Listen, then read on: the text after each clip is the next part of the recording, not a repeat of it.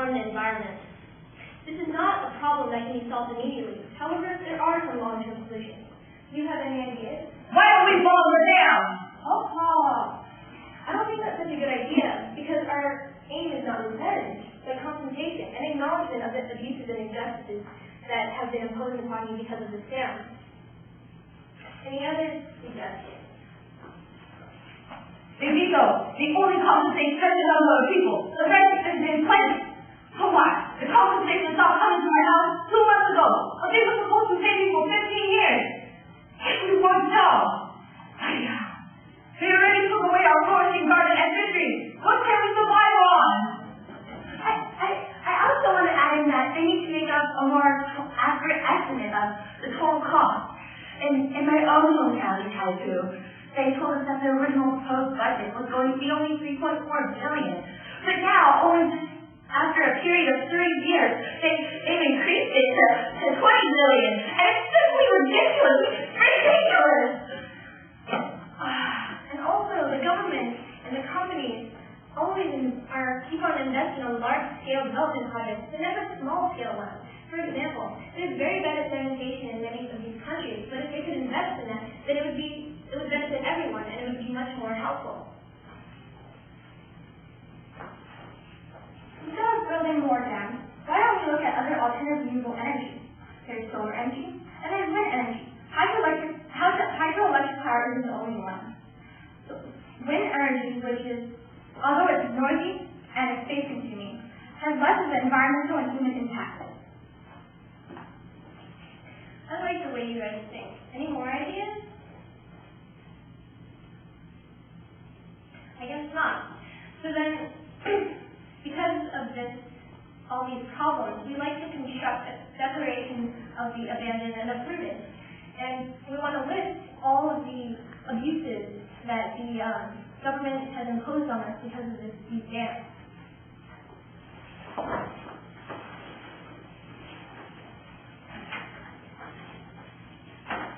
This is the declaration of the abandoned and uprooted. They have uprooted our ancestors from their graves. They have displaced us from our homeland and put us into barren land. They have caused the extinction of many species.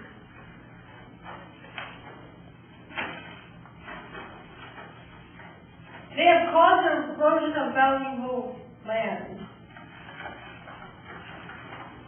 We, therefore, the representatives of the abandoned and uprooted people, have assembled to declare that we want to benefit from the dam.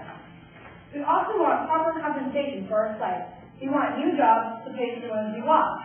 And we also want to return to our former lives. And so, with this document, we're going to sign it to officiate it.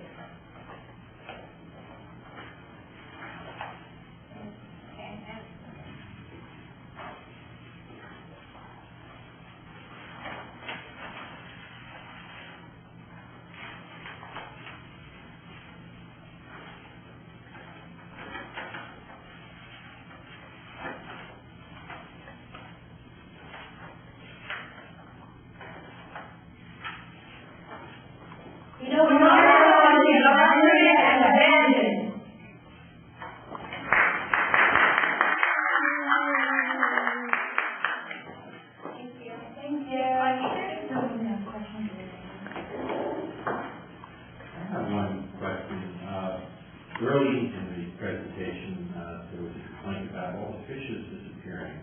And I've worked on some dam projects, and they've always increased the number of fish. I'm wondering what your source was for that particular one. Well, when I was doing research, it said that a lot of developing countries couldn't afford the fish ladders that helped the fish migrate, I guess. And that's why there was a reduction in fish stock. A question. You mentioned the Haditha Dam, right?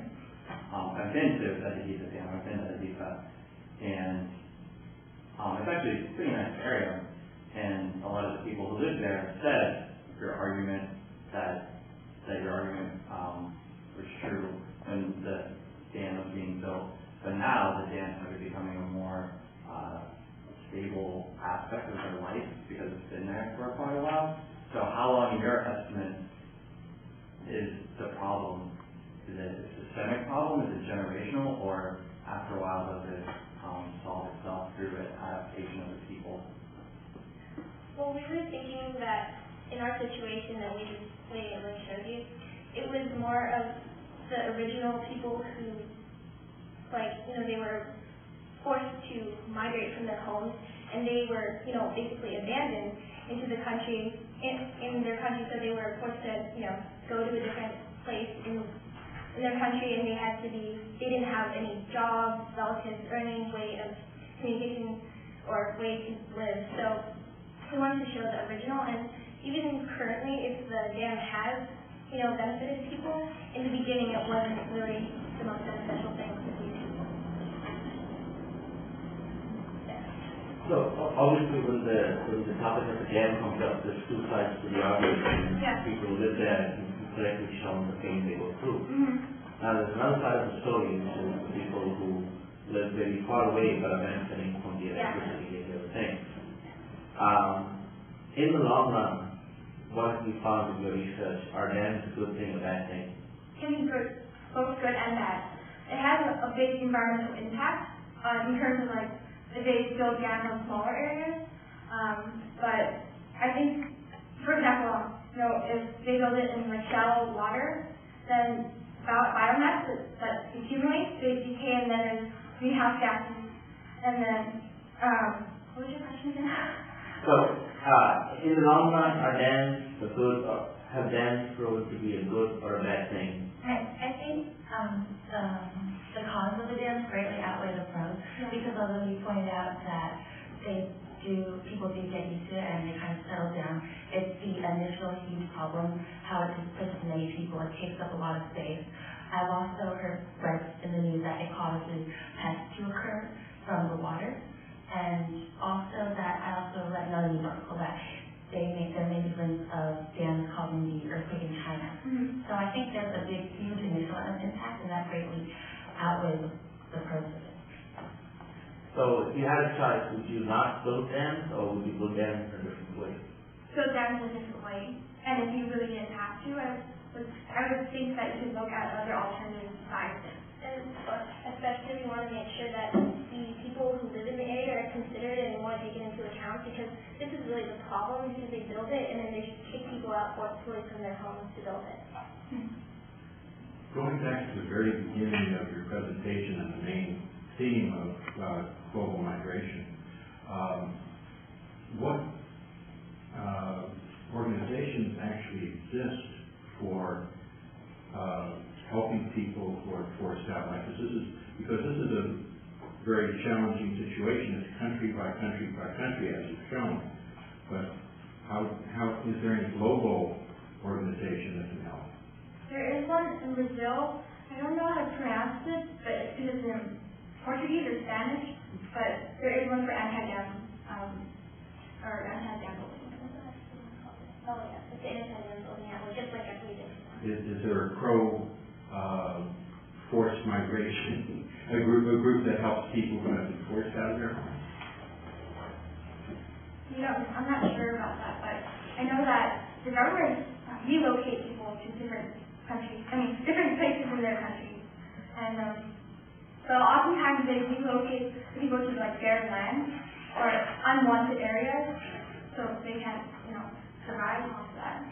So that's why I think a huge reason why we chose dams as our presentation is because it's not a very well-known topic in the world of how people are so greatly displaced, and there aren't many organizations to help people who have been so displaced by dams.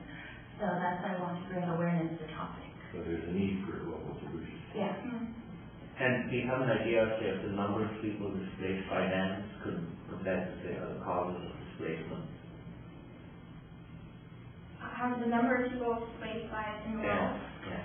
How big is it compared to, say, war and famine? Well, I know that for a fact that almost half of all the largest rivers are, they have dams in them.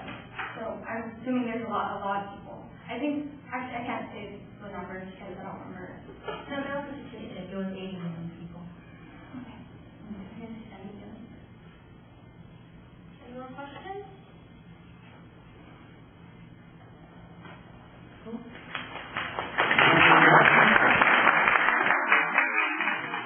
on time.